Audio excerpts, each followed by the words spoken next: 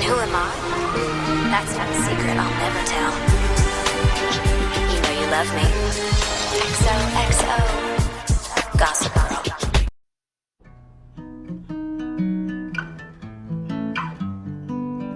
How's this for tonight's speech? I learned many things writing this book. Number one, don't exploit your friends. Number two, if you are going to exploit your friends, you should probably tell them about it first, and I can do better than this. You know, I'd be happy to accompany you to the event as your proud father if you want me to. Okay, what's going on, Dad? You haven't wanted to spend this much time with me since I wrote a term paper on British punk rock and the subculture of scorn. All right, you got me. Lily invited me to this big family dinner tonight. I'm not sure if I want to go. Well, do I need to remind you that Lily's still your wife? Don't tell me you're on her side. No, I'm not on any side, but you gave me some very good advice recently on the importance of equality in a relationship. And if Lily is taking steps to make things better, how can you not at least try to do the same? That's all.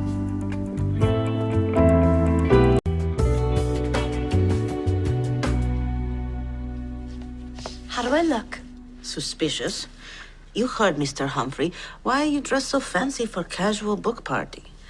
I guess the opera gloves may be a bit much. I smell a scheme when I see one. What's going on? It is very simple, Dorota. After carefully studying back issues of New York Magazine, I realized that I don't aspire to be anything like the highbrow, brilliant people at all. They're all boring doctors curing diseases and lame philanthropists trying to save the world. Who wants to be on that list? But Mr. Dan's not lame. Fine, he is the exception to the rule. But my point is, highbrow, despicable. That's where you find the headline makers having all the fun. Gwyneth, Victoria Beckham, Mayor Bloomberg. Those are my people, Dorota. And it is time that I become one of them again. Now, I have written a list of talking points for when the press calls later this evening. Do say Blair is generous and impulsive. Don't say any of this was premeditated. You're going to steal Mr. Dan's spotlight on big night, aren't you?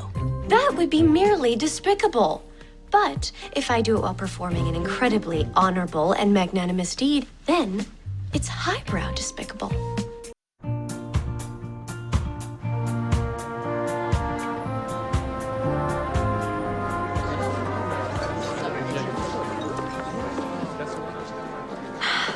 I can work with this.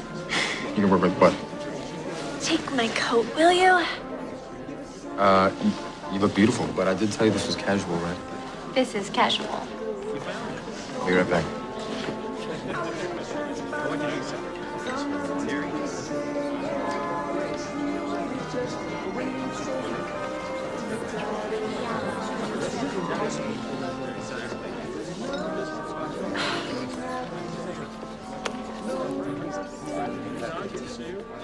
Dorota, why isn't anything posted on Gossip Girl yet? I don't know. I sent in tip about how your Elisab Couture upstages stodgy lions 10 minutes ago. Just like you said. Well, it isn't working. No one's paying any attention to me. Hey, how you doing? I'm Dan. It looks like I'm going to shift into phase 2 earlier than I thought. On modern class distinctions and the near ritualistic social mores of the Upper East Side, it was almost Austenian in nature. Or Waldorfian. Being as that I was his muse and inspiration. Hi, I'm Blair Waldorf. Hi, Blair Waldorf. Hi, Blair Waldorf. Hi. Next up, to say a few words about his book and tell us what The Young Lions means to him, Dan Humphrey.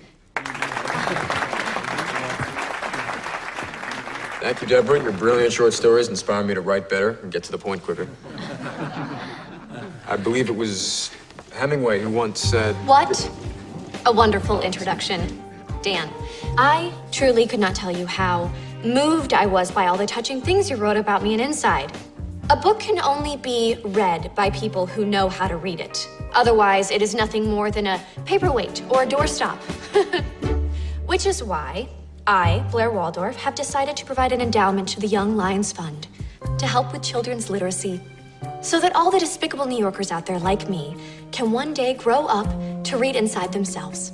However, as always, I prefer to remain anonymous. So, a toast to Dan and to literacy. And to me, anonymously. Cheers.